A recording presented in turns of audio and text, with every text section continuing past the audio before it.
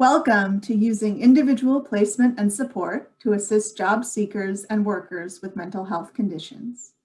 We are so happy that you're here with us today. Today's webinar is hosted by the LEAD Center, which stands for Leadership for the Employment and Economic Advancement of People with Disabilities. We are a Workforce Innovation and Opportunity Act, or WIOA, Policy Development Center of the Office of Disability Employment Policy. Social Policy Research Associates and National Disability Institute lead the LEAD Center. Next slide, please.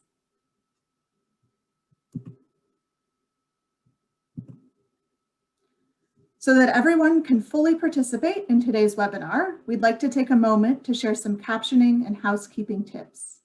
Today's webinar is live captioned. If you would like to hide captions, click the live transcript button to find the hide captions option. You can also adjust the caption size under the subtitle settings option. You also have the option to open the captioning webpage in a new browser. The link has been posted in the chat box. You can adjust the background color, text color, and font using the drop-down menus at the top of the browser. Position the window to sit on top of the embedded captioning. Next slide. If you have content questions for panelists during this presentation, and we do encourage you to ask them, please type them into the Q&A panel, and we will save time at the end for questions and answers.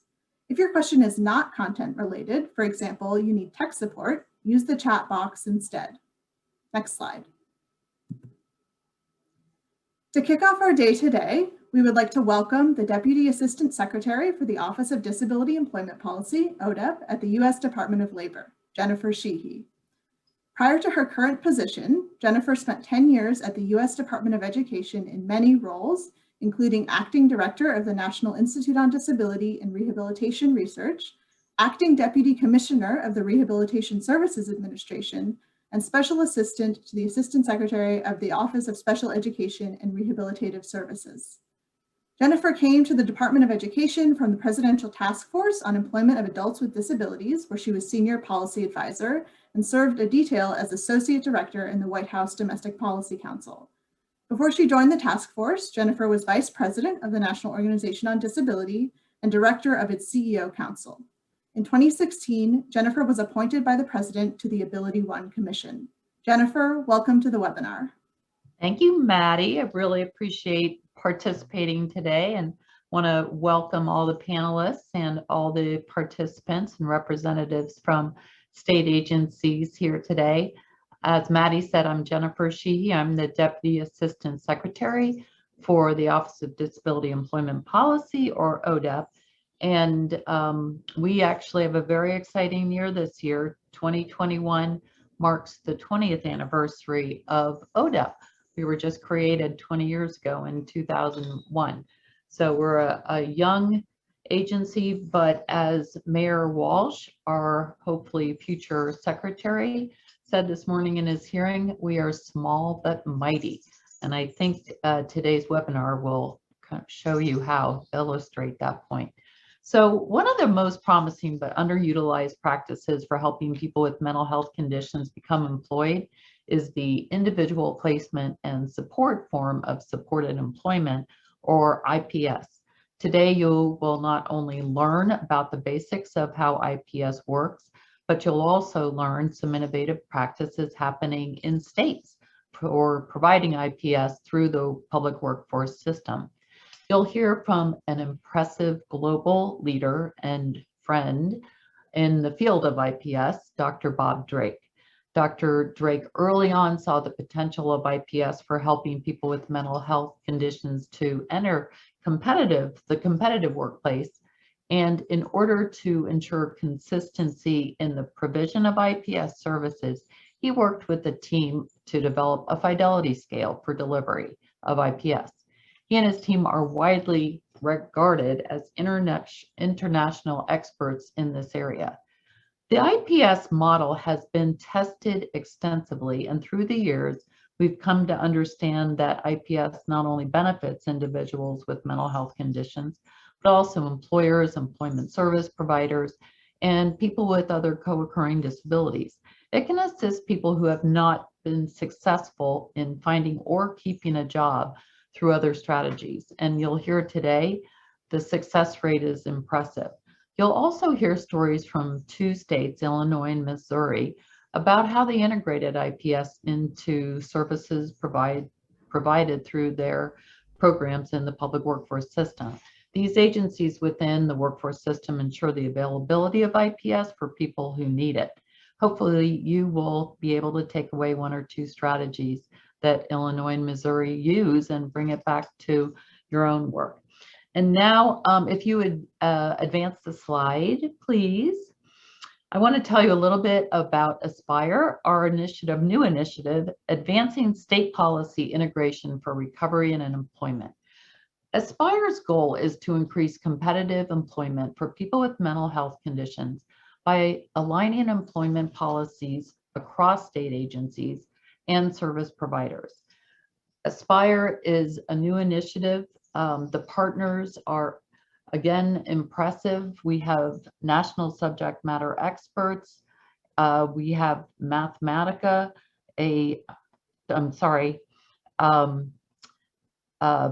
Westat, a terrific contractor with years of experience in the mental health area. And we also have a terrific range of policy advisors from ODEP who will be program officers for Aspire. We have an open competition. The applications are due February 24th, and 6 states will be selected who will receive 100 to 300 hours of individualized, customized consultation, especially to show the states how to incorporate IPS. So how to align policy, funding strategies, how to partner with local organizations, nonprofits, and other state agencies, and use state and federal resources in order to apply IPS and help people with mental health conditions. So as you can see, I'm excited about this webinar, and without further ado, I'm going to turn it back to Maddie to get started.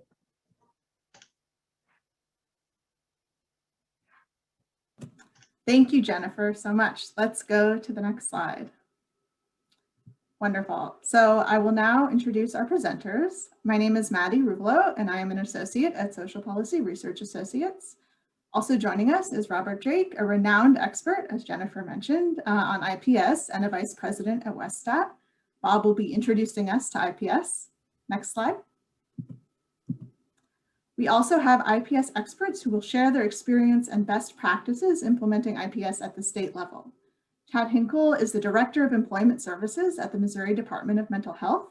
Rebecca Maynard is the Director of Mental Health Services at Missouri Vocational Rehabilitation. Chad and Rebecca will be sharing best practices from Missouri. Darius McKinney is the IPS Program Manager in the Illinois Department of Human Services. Tanya Moravec is the Deputy Director of Planning and Regional Office Operations at the California State Council on Developmental Disabilities. Tanya is also the former lead IPS trainer in the Illinois Department of Human Services. Darius and Tanya will be sharing best practices from Illinois. Next slide. All right, let's talk about our objectives today. So we hope participants will learn how IPS benefits individuals, employers, and programs, the role of the workforce system in implementing IPS, and how workforce partners can successfully collaborate with mental health partners to assist job seekers with mental health conditions. And let's zoom out for a second to talk about the bigger picture. In order to achieve WIOA's vision of employment and re-employment, agencies have to be actively and purposefully collaborating to serve individuals. Agencies, whether mandated partners or not, need to collaborate across systems with employers to enhance services for job seekers. IPS is one such collaboration. So before we move into the presentations, we'd like to get a sense of who is in the room. In just a second, a poll should pop up on your screen asking about where you work. When you see it, please select your organization type. Great, I'm starting to see answers coming in. Go ahead and fill that out now if you haven't already.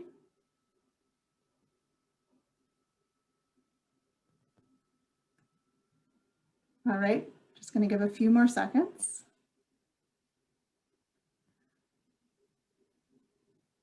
Wonderful. All right, so why don't we, oh, still a few more answers. Okay, great. I'm glad so many people are participating.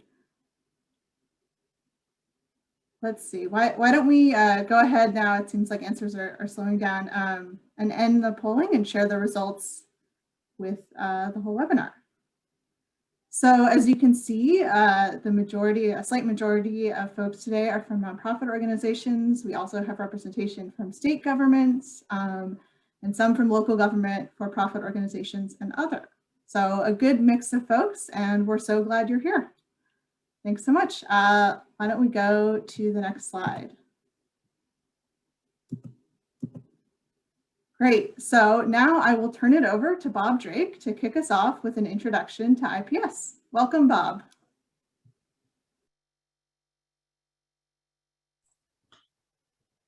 Thank you very much, Maddie. I appreciate it. And I've been asked to introduce IPS to the audience today, and I'm pleased to be here with my colleagues from Illinois and Missouri and ODEP. Thank you for inviting me. If we could go to the next slide, please. IPS is an evidence-based model of supported employment developed specifically for people with serious mental illness, but now being used for people with lots of other conditions or disabilities. IPS aims at helping people with disabilities get into regular, competitive, integrated employment. Next slide, please. Yeah, so, there are several principles of IPS that all of our programs try to follow, but maybe I can illustrate it best with a simple example. I work in a mental health center in New Hampshire, and we have a team that includes mental health people and social workers and also employment specialists. And a typical client, I'll call John, comes into our center, and John is a young fellow, 18 years old, just recently developed a psychotic illness that's called schizophrenia. He has finished high school, but not done any further education, and he's never worked in a competitive job. And when he comes to us, he's still quite paranoid and overwhelmed with psychotic symptoms. So on the clinical side, we work with John and his family to understand his psychotic disorder and to learn how to manage the symptoms and the disorder. But we also have a wonderful employment specialist on our team who meets with John. And the employment specialist figures out that John has great skills, as we all do in some areas, but John's skills are in the area of working with animals. He loves his dog and takes great care of his dog, and agrees with the IPS specialist that it would be ideal for him to get a job working with animals somewhere. So we as a team talk about, well, how can we find such a job? This is what's called targeted job development. And one person on the team, knows a pet store owner, and so reaches out to that person. Another person on the team rents a house on a farm, and so reaches out to the farmer. Another person on the team, or several of us actually, say, well, we have animals and we go to this or that vet clinic. And so we all check with the people we know, and then the employment specialist takes John around to see these different spots. And within 3 weeks, we've got John a job working on the weekends at a veterinary clinic.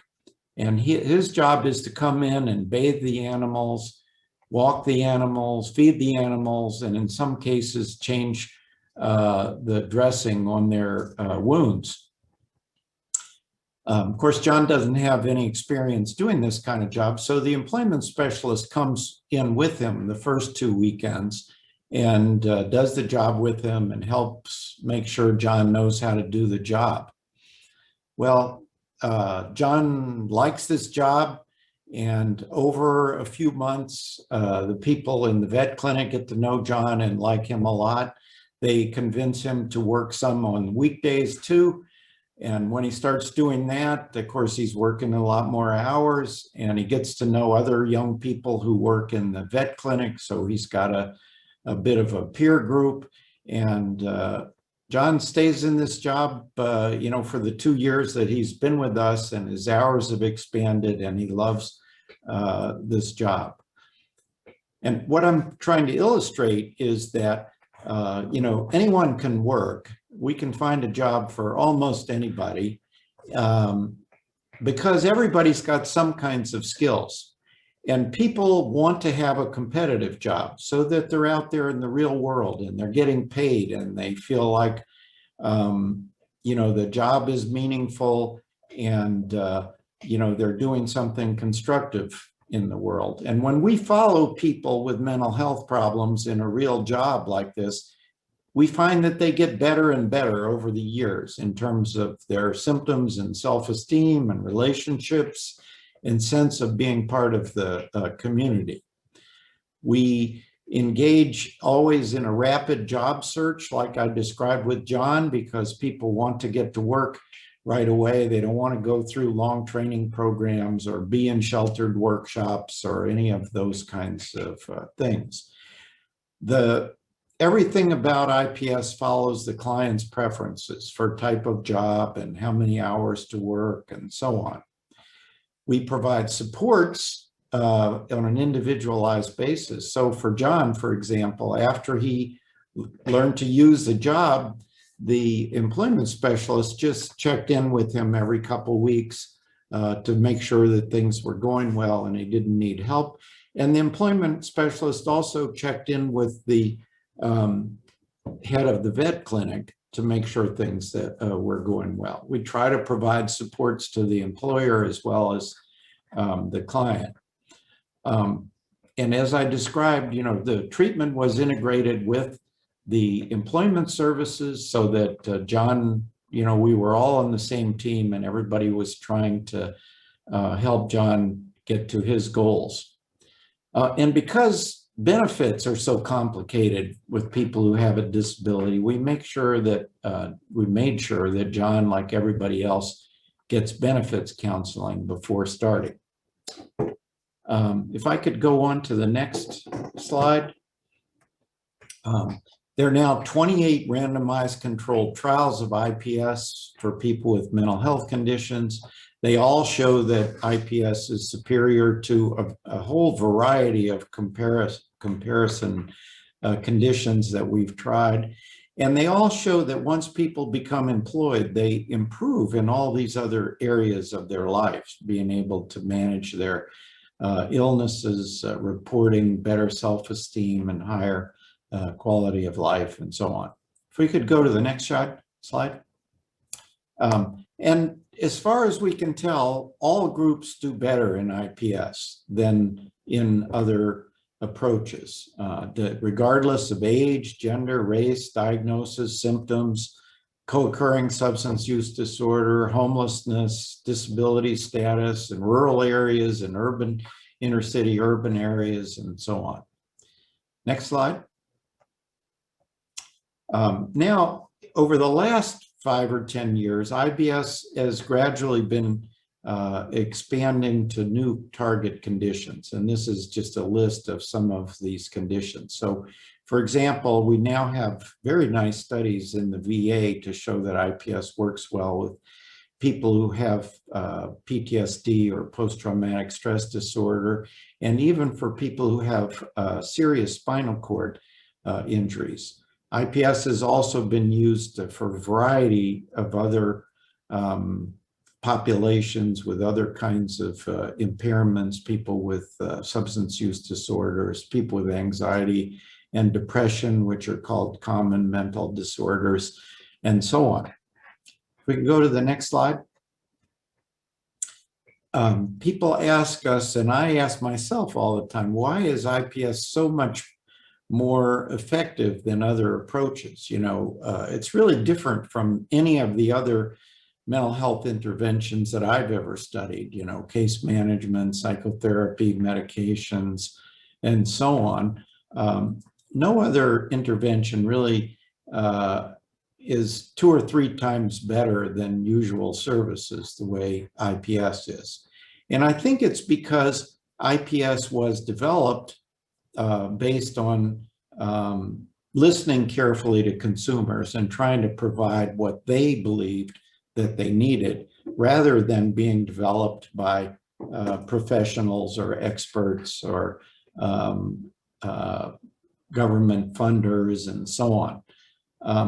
Another thing that's made it effective over time is that we've, right from the beginning, been doing research and trying to improve the intervention based on a large number of trials and other kinds of studies. And we've had great support from private foundations, from family foundations, and also from government. And that's allowed us to create this international learning community, which now encompasses 25 states and is also supports IPS development in about 20 other countries. So in the, maybe we could go to the next slide. Yeah, so we started with 3 pilot sites in 2000. In 2019, we were up to 24 states and 6 other countries. A 25th state just joined, and others are in preparation for joining.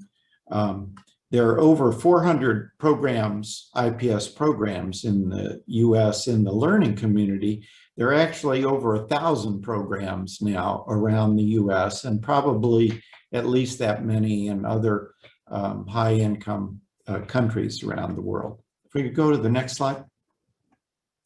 So we follow about 20,000 people who are in the IPS learning community every quarter. And you can see that the quarterly employment rate has been maintained over 40%, even during the Great Recession and even during the recent COVID pandemic. And that's, you know, that's over 40% in a quarter, and it's well over 50%, you know, over the year. In fact, the well-done studies show that we can help 60 to 80% of people in the US get into a competitive job and be successful. If we go to the next slide. You know, we've been developing and trying to improve and trying to study IPS for about 30 years. We've studied lots of other employment interventions, but we haven't found one yet that's anywhere close to comparable to IPS in terms of finding competitive jobs. We're a research center, and you can find, you know, everything we've done, we've tried to put in the public domain, and you can download videos and so on at our website, ipsworks.org. And if you have questions about IPS after today's sessions, please contact Susan Morris, our administrative assistant, and we'll be happy to try to send you whatever we think is the best research article that addresses your question. Thanks very much for having me today. Thank you, Bob, for that excellent introduction. If you have questions for Bob, we encourage you to enter them into the Q&A panel. Remember, we're saving the chat for technical assistance questions, so go ahead and put those content questions in the Q&A, and we'll have a Q&A session with our panelists at the end of the presentation. All right, so now we're moving on to our next presentation, and I will turn it over to Chad Hinkle, who will share best practices in IPS implementation from Missouri. Take it away, Chad. Thank you, Maddie. I am Chad Hinkle with the Department of Mental Health, and with me today is Rebecca Maynard with Vocational Rehabilitation. And we oversee the implementation and expansion of IPS throughout the state of Missouri. We thank you for allowing us to share some information on how we built a successful partnership between DMH, VR, and other agencies here in Missouri. We're very honored to present alongside such great experts in the employment field. You know, we're very proud of our partnership and feel that our partnership, along with the hard work of our community IPS providers, has contributed to the expansion of Missouri's IPS program. Just to give you an idea, in 2009, we had 6 IPS sites. That grew to 13 sites by 2015, and today we have 31 sites across Missouri. And we boil it down to essence of our partnership to collaboration, communication, and respect. Slide, please. Here's our employment team at a glance, and I want you to notice the disability rights slogan, "Nothing about us without us."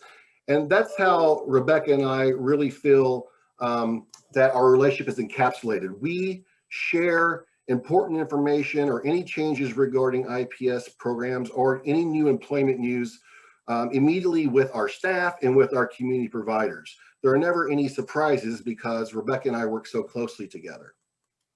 But our employment team consists of VR and DMH staff, and all members of our team conduct IPS fidelity reviews together. And ideally, that's at least one representative from both VR and DMH attending each review. And there's 3 members per review team. Several VR counselors are trained as IPS ambassadors, and these folks educate others on the importance of IPS as a support employment evidence-based practice, and they are also fidelity reviewers. We have a Missouri state IPS trainer, and the state trainer tracks and coordinates all IPS reviews and provides employment trainings to providers. We also have regional DMH staff. They're located throughout the state and also provide training and technical assistance to our providers. Lead reviewers, staff from both agencies are trained as lead reviewers. And again, that's teams of 3. And finally, I want to say something about data and how crucial it is. Our team utilizes fidelity data and employment outcomes. It's how our team defines success.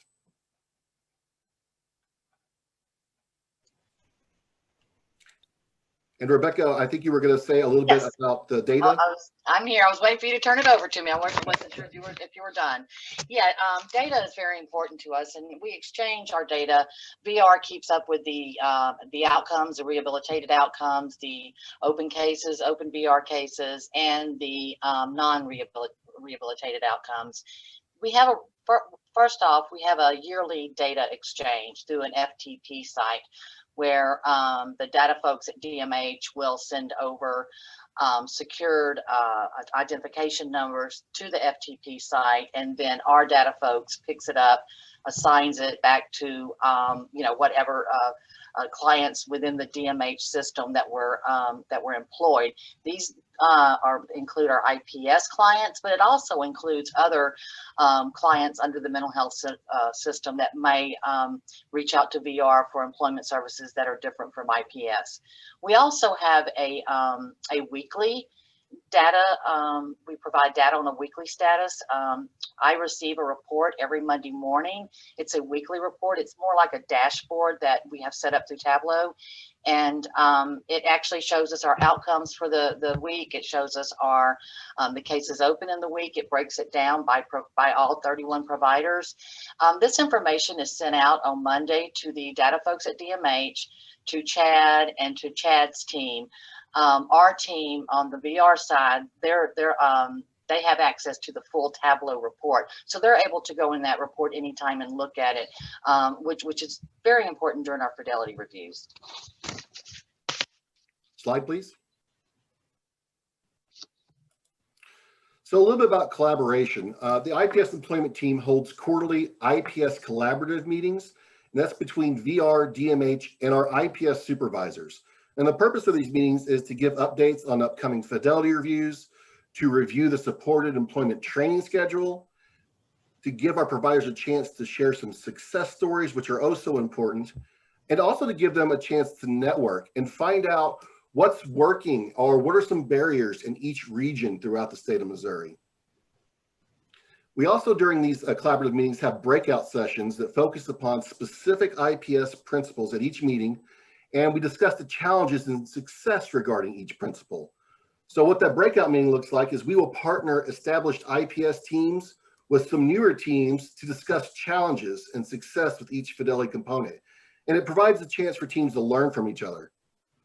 We've actually continued these meetings virtually over the past several months and gotten good feedback.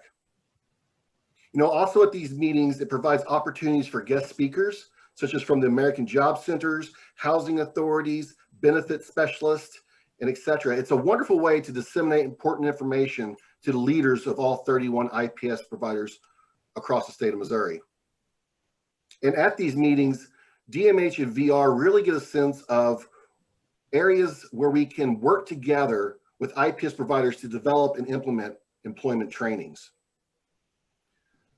The IPS team also, our employment team participates in quarterly meetings, and that's just for the team only. That includes members from DMH and VR. And this provides another opportunity to share updates among our team and discuss IPS providers' needs. And regarding collaboration with American Job Centers, we have providers who have coordinated trainings offered by the American Job Centers. What that looks like is job center staff would come on site to explain services and provide general trainings on job seeking and job retention. VR and DMH promotes and recognizes these partnerships. When the provider has a successful partnership, we highlight it to other providers. Also, at all of our employment resources training, we always outline the services and locations of our job centers. And I can't speak for the entirety of the state, but in Southeast Missouri and in St. Louis, there's an employment meeting led by VR that includes many community stakeholders, including DMH, job centers, local schools and colleges, local employers, supported employment providers, and more. And they discuss community employment trends, job leads, training opportunities specific to the region, and usually have a guest speaker, which is often a community employer. And also, in some of our regions, we have what we call IPS mixers. Our IPS providers, our VR counselor, our DMH staff that are in that region, they get together, they discuss employment trends, they share ideas in a more formal, relaxed environment. And some providers have branched out into social media to announce job opportunities and also to kind of keep the connection going, especially during now when a lot is being done virtually. This practice, just like our quarterly meetings, is continuing to occur, but in more of a virtual environment. Next slide, Maddie.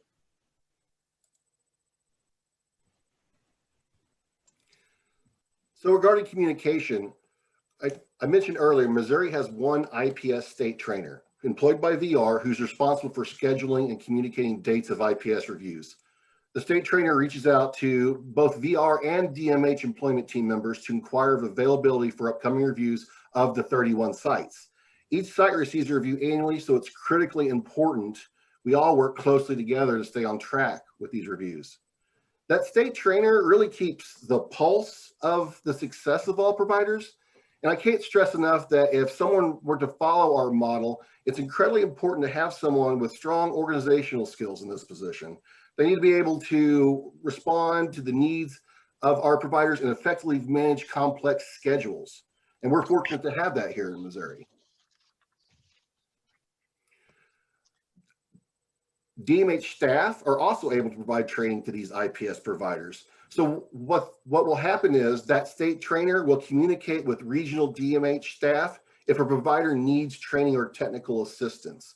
And since DMH staff are based regionally throughout the state, hopefully they'll be in closer proximity to a provider and provide quicker, more effective services. And our decisions are made jointly by the leadership of DMH and VR.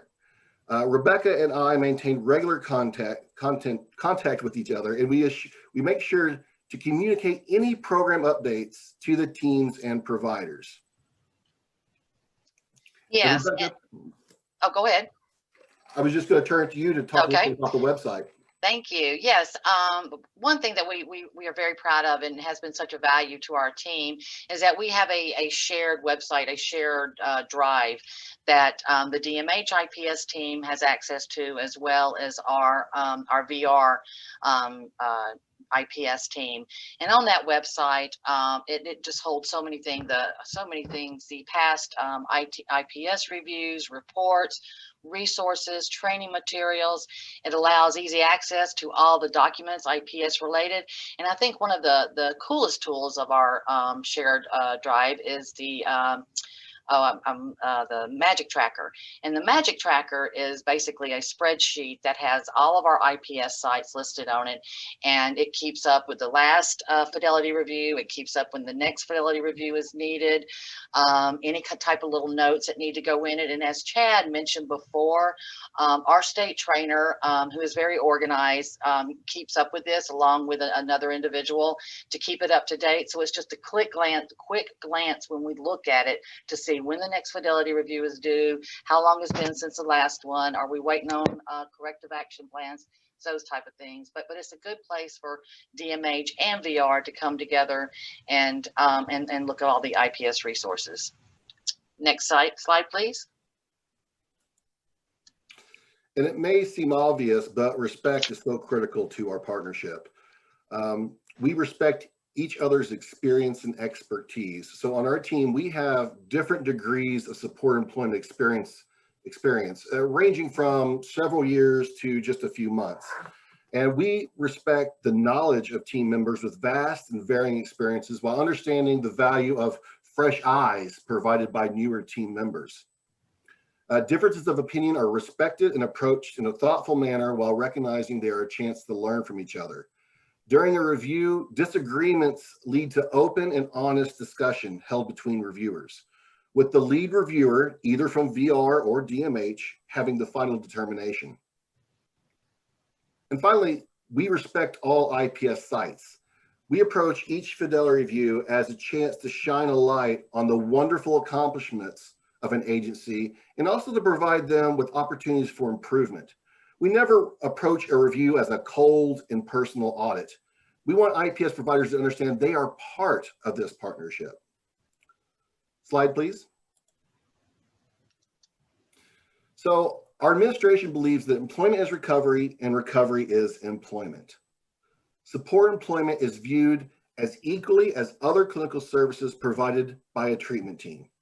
Agencies must have buy-in from leadership to build and maintain a successful IPS employment program. Our employment team is always watchful of any drift from this philosophy. You can't have a successful program unless leadership believes in the value of employment to recovery. And that's not just talking about DMH and VR, that's talking about our partners out there in the community as well. Slide, please. This just gives you an idea of how we address concerns. We're out there constantly with our state trainer and our regional DMH staff listening to IPS providers' feedback, their challenges and questions they may have. Then we may get together, DMH and VR, to discuss how to address those provider challenges before they affect fidelity, hopefully.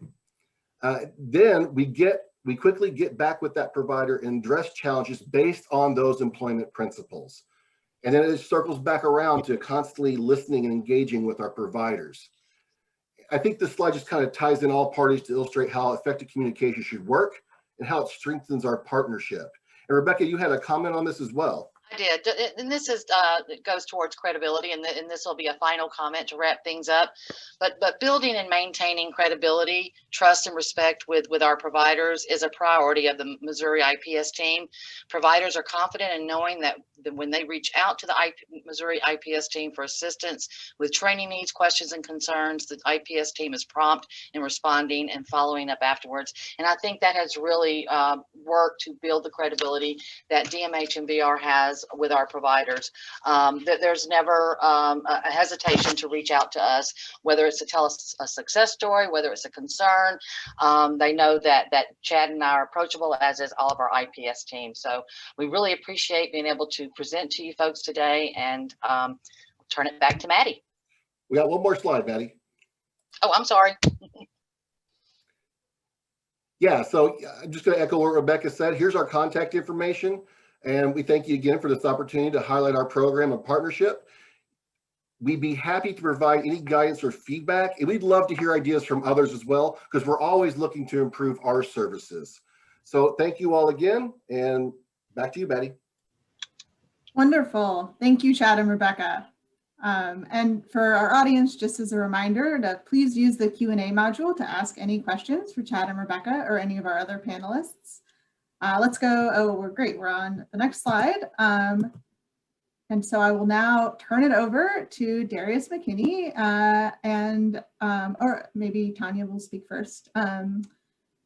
Darius and Tanya will share some best practices from Illinois.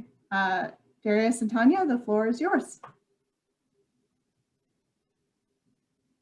Hi, Darius is going to kick us off by talking about some of the expansion and history of IPS across the state of Illinois. What you see up is a map of the Illinois sites via PDF, which I believe will be included as an attachment to the PowerPoint deck. Darius, turning it over to you. Thanks so much, Tanya. Thank you so much. Thank you all for being here today. Great presentation by Missouri. To tell you the honest truth, what you could do is take their name off of everything, put Illinois' name on it, and it's the same thing.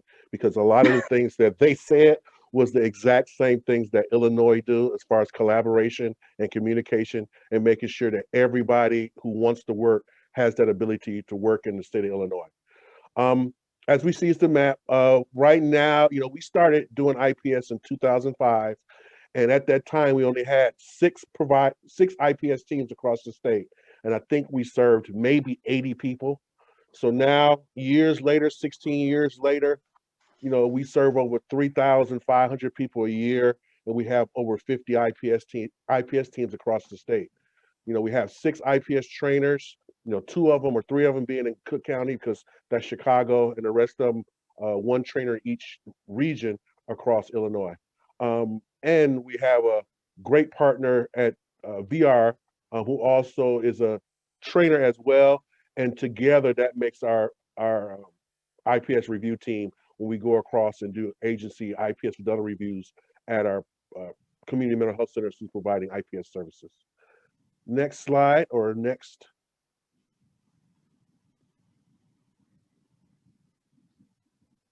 And so this is the Chicagoland area. Chicago's in Cook County. We probably have, of the 60 providers, probably about 20 or 25 of them, of the IPS teams are in Cook County.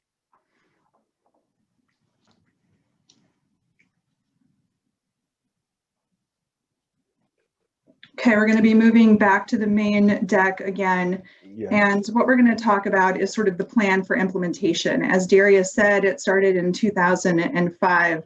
And I want everybody to know you need to start somewhere. This is an evolving process. It takes time.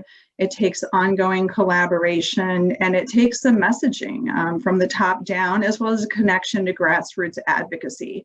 The reality is that the majority of people who have a mental health diagnosis want to work, and yet less than 15% are actively employed. Furthermore, between 2 to 5% have access to IPS services. So there's a huge demand. And we're quickly trying to expand access, and the Aspire grant is a fantastic opportunity to do so. So what we did in Illinois was really start with, talking about employment as a social determinant of health. It quickly ladders into other gains that help people feel connected, integrated in their communities, and really just lead fulfilling lives, as well as earn an income. It's a pathway out of poverty. So our consistent cross-system messaging was really not saying, hey, some people who want to work can work. It was more about normalizing employment. Instead of saying, do you want to work? We began saying things like, so what kind of work do you want to do? We also moved from a medical model to more of a recovery model, knowing that recovery is possible and made up by those different social determinants of health, or 8 dimensions of wellness, as some of you may have seen in SAMHSA's work.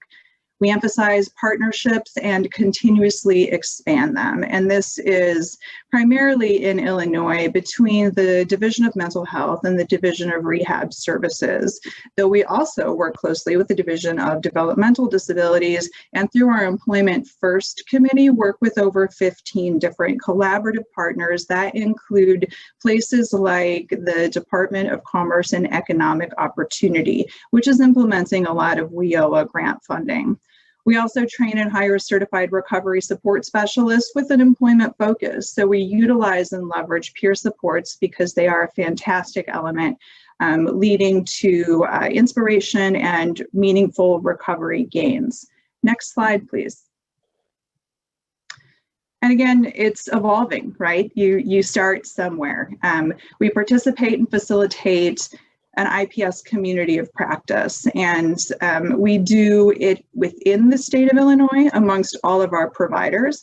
We do it at an implementer's employment specialist level, as well as the level of IPS supervisors.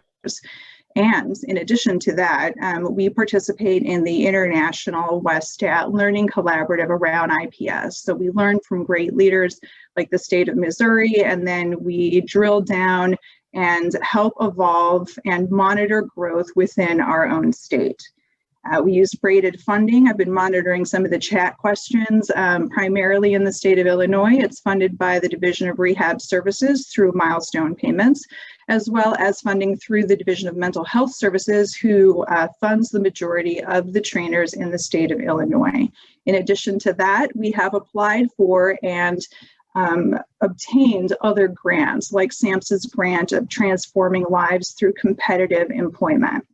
We communicate and calibrate on the micro and macro levels. So again, going all the way to the employment specialists, and then all the way up to state government agencies, to make sure that we are supporting each other, sharing resources, and leveraging opportunities. A great example of that was using BIP funding in the state of Illinois, the Balancing Incentives Program, to expand IPS and look at its efficacy for individuals who have intellectual developmental disabilities as well as mental health diagnoses. DRS and DMH are conducting reviews together, so really monitoring implementation and their resources from both angles. And we're continuously seeking out new opportunities for technical assistance. So in addition to leveraging funding, like I mentioned, we're also constantly looking for participation in different things like the Office of Disability Employment Policies, Employment First, State Leadership Mentorship Program, where we were a state that was chosen for 3 years and really leveraged the fantastic technical assistance that helped us look at expanding practice. So really looking at capacity building and looking at sustainability. Next slide, please.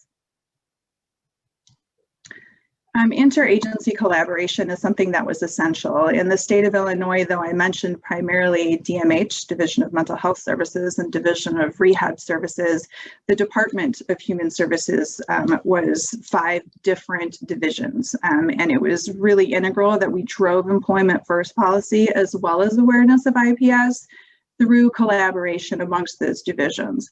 We also invited ISB, the Illinois State Board of Education, and the Department of Commerce and Economic Opportunity as an opportunity to really explore capacity building, information sharing, and share a common language. As I was monitoring the chat, I know some questions came up around customized employment and a comparison between IPS and customized. And I think I've always found, being a practitioner of both, that many of the things coincide and work well hand in hand. A lot of those activities support each other and can lead to successful outcomes. IPS has a clear and consistent and long history of evidence and research behind showing its efficacy. And again, I think they go hand in hand, and there are a lot of similarities, though we can't really address them in context of this presentation. We increased our interdivisional communication by having the Employment First Interagency Council. So we started with that 15 designated state agency employment and economic Opportunity for Persons with Disabilities Task Force, or EEOPD.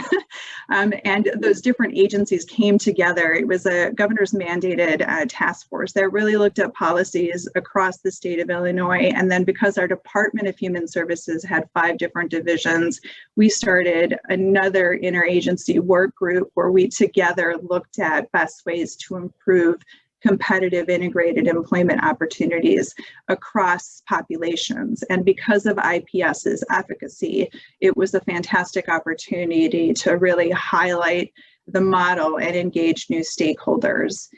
We also scheduled regular technical assistance, and that came from those different communities of practice that I spoke about earlier at the ES and supervisory level, but also engaging the subject matter experts that we connected to via ODEP. We really had to change some policy too. So that resulted in our interagency work group really working with the different divisions to create MOUs or administrative directives to help create some structure and some transparency about how the model, how to pay for the model, how to implement the model. It was fantastically helpful within our state to have our Division of Rehab Services create a policy manual specific to the implementation of IPS and support IPS by looking at funding opportunities that really carried the model and helped us enact it with a high level of efficacy that supported job retention. I think a lot of you know that sometimes finding the job is the easy part, and then keeping the job can be challenging. So part of what this manual stated and explored was how to assist with longer term support to cover job retention. Next slide, please. This is some of the data that we collect, and I'm going to turn it back over to Darius so he can do a deeper dive with you. Yes, data collection is a major part of what we do in Illinois. A lot of times we use that data to help provide technical assistance to our agencies who's doing IPS. What we have is an IPS web-based system where all of our agencies who are doing IPS enter their employment data into that system. So caseload size, who's working, what jobs are they working, how long they've been working, things like that. They enter all of this data in the system, and we pull it at the end of every quarter and have meetings about it, talk about it. We share it with our providers so they know how well they're doing or what areas they need to improve. But again, more importantly, we use it as a tool for improvement. A lot of times our teams, they ask us for data, even when we're trying to coordinate it and organize it. You know, they're eager for data. A lot of things in Illinois would not be successful without the hard work of our community mental health centers and our providers who provide the service.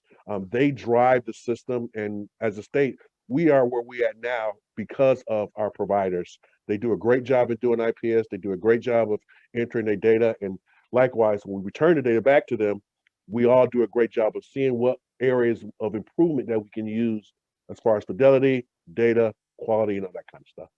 Next slide, please. Data, again, is so important because it helps you really understand where you're at and envision where you can go and what it takes to get there, right? You know, I mentioned sometimes finding the job is the easy part. Keeping the job can be a little bit more challenging. And when we're looking at the workforce development system for people who have disabilities, we really need to keep our eyes on upskilling and career laddering, so advancing. Bob's example in the beginning was really great, where the individual started at part-time and then really kind of learned that they were more capable and interested in advancing and moving to full-time employment. So really carrying that pathway forward and helping people grow within career sets like we all have. Another cool thing that Illinois does is the IPS certification of fidelity reviewers, or the CIFSTR. And that basically is creating a fidelity reviewer role for people who are experts within IPS implementation. So we looked at high performing sites and we looked at the supervisors of those IPS programs. And then within the DOORS structure, they funded, or DRS, funded individuals to serve as kind of guest fidelity reviewers, and that really allowed for that cross-pollination or fertilization of skills. It was really beneficial to both those supervisors and the programs that they were reviewing. One thing that's really important is to learn each other's languages, intake, and reporting requirements, because each division speaks a different language, has different recs, and if we don't know those, we're going to be continuing to sort of misunderstand and maybe not meet the needs, creating a more cumbersome process and challenges within collaboration. So we spent a lot of time doing some resource mapping and kind of understanding process. That really helped in terms of opening cases with our Division of Rehab Services, because we learned what their intake needs were, and then our collaborative partners implementing IPS on the mental health side put together a referral packet that answered all of those questions and helped to expedite those openings. And that was part of our streamlining of paperwork and pre-planning process. This is a step that I don't think anybody could skip, because it's really essential to kind of expediting and helping things move more slowly, greasing the wheels, so to say. Next slide, please. And the messaging, all people can work with the right supports, and that is important to talk across every single agency. One thing that I learned and that we really worked towards in the state of Illinois was when we engaged our WIOA partners and the Department of Commerce and Economic Opportunity. There was a fantastic opportunity to learn that shared language and to help understand that people can work and want to work, and understand the business case for hiring individuals who have disabilities.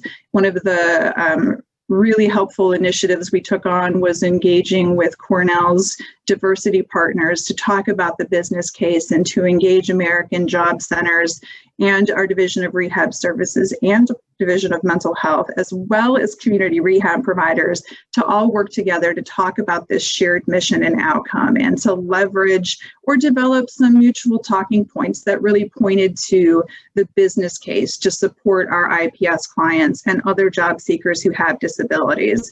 And what we learned through that initiative was really that the business services representatives on the AJC side hadn't been provided some of the basic training around how to effectively kind of interact with individuals who have disabilities and support them, as well as understand some of those business bottom line benefits. So when they went out to talk to employers, they could advocate for every participant in the AJC system, those who had disabilities and those who didn't have disabilities.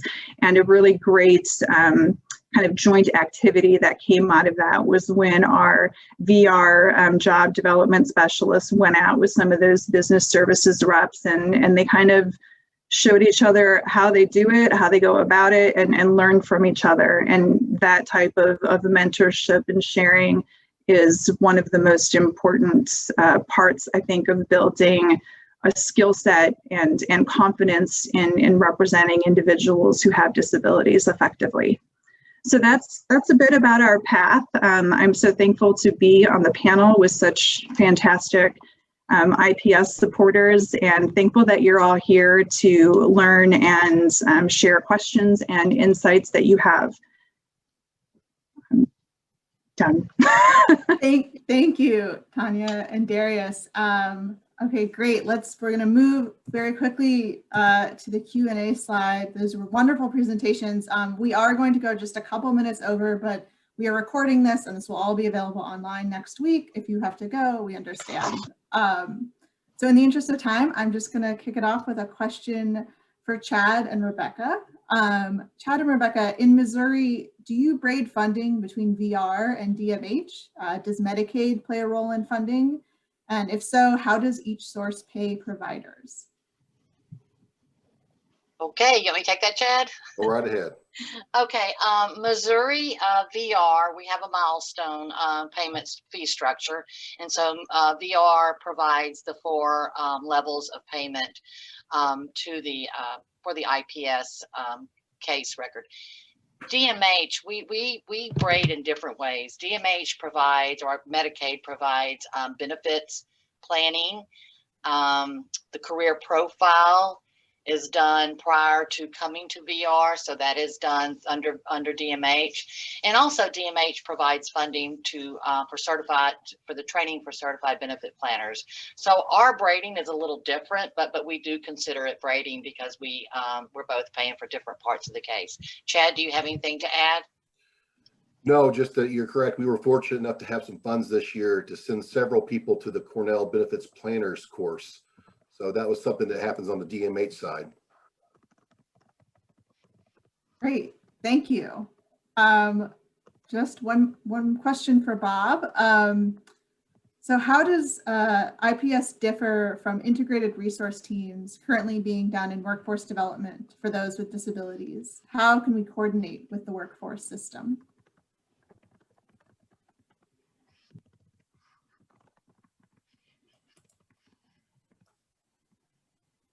I don't think I'm the best one to answer that, Maddie. All right, well then I will throw it out to any of our other panelists who want to answer that question. I think that one of the best methods to coordinate or interact is to, again, sort of learn the language and offer supports and services for the business services representatives to implement WIOA, right? Making the services as well as the site accessible. So that started with us by kind of going into some of the American Job Centers and asking, how do you work with individuals who have a disability? And we found out initially that the first step was sometimes referring directly to DRS or DOORS. And we talked about, well, you know, that might be necessary or of interest to some, but those who don't want to go that path, what can you provide, or what do you know how to provide to that individual when they walk in seeking assistance?